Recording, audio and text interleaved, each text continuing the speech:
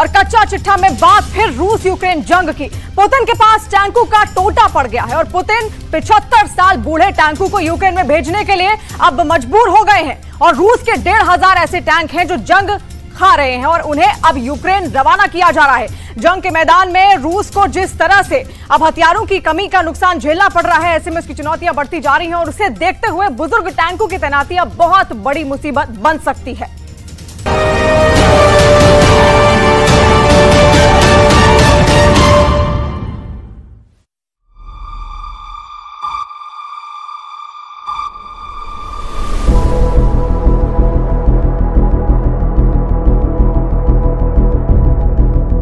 एक, दो, तीन, चार, पांच, 6 या 7 नहीं, पूरे 1500 टैंकों का टकसाल है।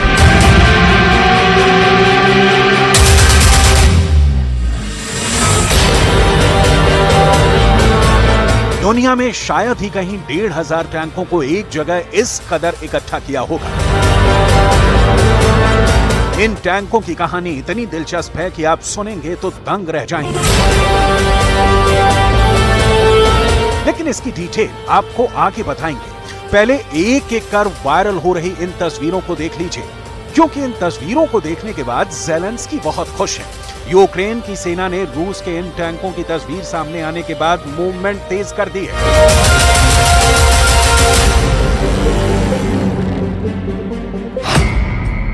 एक साथ 1500 टैंक देख क्यों खुश हुए ज़ेलेंस्की के जनरल? इतनी बड़ी तादाद में रूस में क्यों इकट्ठा किए टैंक? साइबेरिया में इन टैंकों को इकट्ठा करने के पीछे का मकसद क्या है?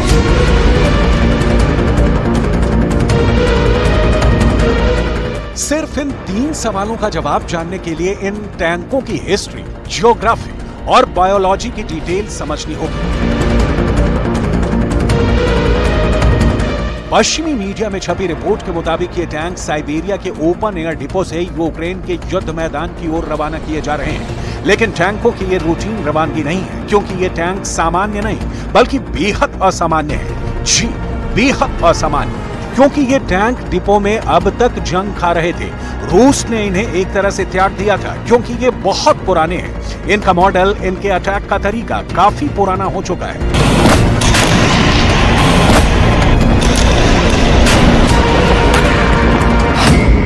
सवाल है, फिर 70 साल पुराने टैंक क्यों निकाल रहे हैं पुतिन? बुजुर्ग टैंक यूक्रेन के लेपर्ड और चैलेंजर टैंकों के सामने कैसे टिकेंगे? क्या पुतिन के पास अब टैंकों का टोटा पड़ता जा रहा है कि बूढ़े टैंकों की युद्ध में तैनाती के लिए पुतिन विवश है?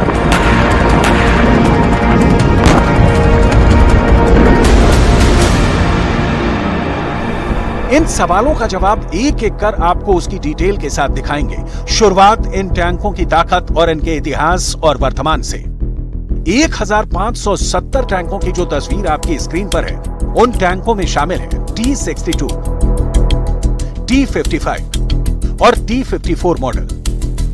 ये सारे टैंक दशकों पुराने हैं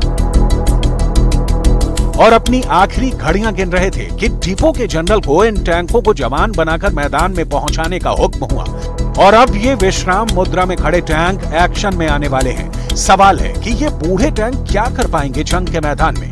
डिटेल में समझते हैं।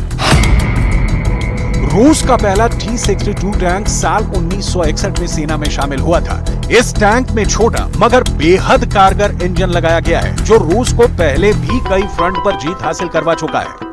1975 में इस टैंक का प्रोडक्शन बंद किया जा चुका है। तब तक कुल 22,000 टैंकों का उत्पादन किया गया था। माना जा रहा है कि अब भी रूसी सेनाओं के साथ लगभग 2000 T-62 टैंक काम कर रहे हैं। रूस की सेना पहले से इस टैंक का यूक्रेन में इस्तेमाल कर रही है। रूस ने इनमें से कई टैंकों को अपग्रेड करके साल 2017 और 2018 में सीरिया में भी भेजा था। यूक्रेन में भेजे गए इन टैंकों को अतिरिक्त आर्मर से लैस किया गया है ताकि यूक्रेनी मिसाइलों से निपटा जा सके।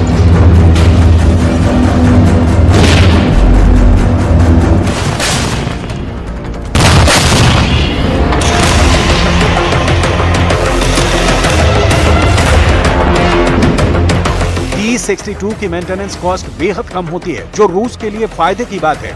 एक्सपर्ट्स मानते हैं कि T-62 टैंक के जरिए घनी आबादी वाले इलाकों और पहाड़ी इलाकों में ऑपरेशन में आसानी होती है।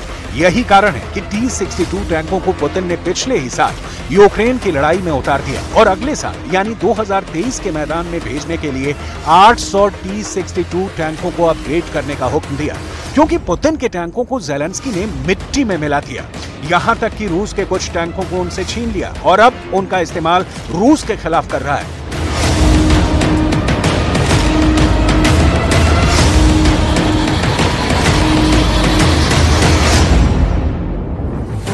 पुतिन के टैंकों के ऐसे हश्र की इनसाइड स्टोरी आपको दिखा चुके हैं। अभी रेल से भेजे जा रहे पुतिन के 2 बूढ़े टैंकों की डिटेल देख लीजिए।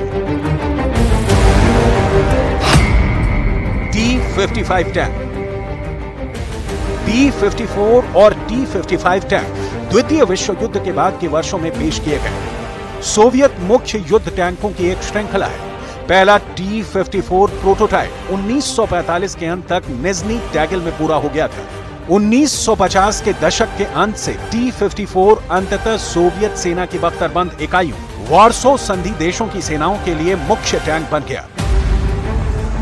कई दूसरे 20वीं सदी के उत्तरार्ध में अपनी शुरुआत के बाद से T-54 और T-55 दुनिया के कई सशस्त्र संघर्षों में शामिल रहे हैं।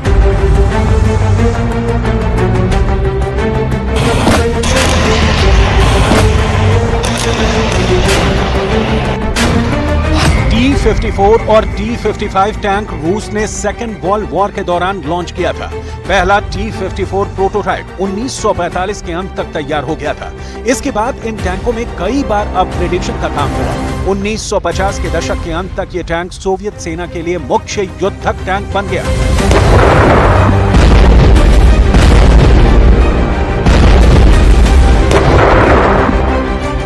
लेकिन समय की रफ्तार ने इन टैंकों से इनकी ताकत छीन ली और शीत युद्ध का भी अंत हो गया। लिहाजा इन भारी भरकम टैंकों का जमाना लग गया और इन्हें रूस ने इनके गंतव्य स्थल पहुंचा दिया, जिसे निकालना, चमकाना, नए हथियारों से लैस करना और मैदान में उतारना पुतिन की मजबूरी बन गई है। कहा जा रहा है कि रूस के पास T-62 टैंक हजारों की संख्या में मौजूद हैं। ये टैंक भले ही मैदान में लेपर्ड और चैलेंजर की तरह काम नहीं करें, लेकिन इनमें इतनी शक्ति तो है कि ये दुश्मन को धमका सकें। लेकिन सवाल फिर वही, ऐसे बूढ़े टैंकों को मैदान में उतारने की पुतिन के पास मजबूरी ही क्यों? जिसके जवाब की डिटेल आपको यहाँ बहुत गौर से समझनी चाहिए, क्योंकि यूक्रेन अब तक ड्रोन और एंटी टैंक मिसाइलों के जरिए रूसी टैंक को बर्बाद करता रहा है। रूस परेशान है और उसके पास अपने बूढ़े टैंकों को उतारने के अलावा कोई दूसरा विकल्प नहीं है। इस मजबूरी को दिखाएं, उसके पहले इस तस्वीर को बहुत गौर से देख लीजिए। ये रूस का वैगनोवो बेस है।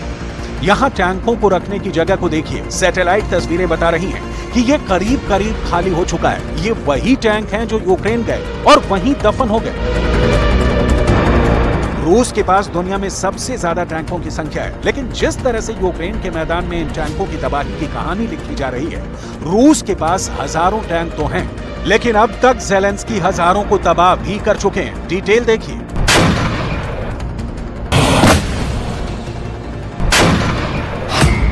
$4,300 tank, 8,303 armoured combat vehicle, 5,028 artillery,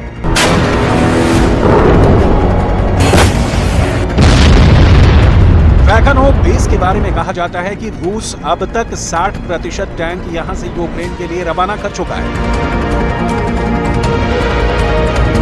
रूस के पश्चिमी मीडिया की रिपोर्ट के मुताबिक इस बेस पर 3,840 टैंक कभी हुआ करते थे, लेकिन 24 फरवरी आई और उसके 8 महीनों के भीतर ही यहां से टैंक यूक्रेन रवाना होना शुरू हो गए।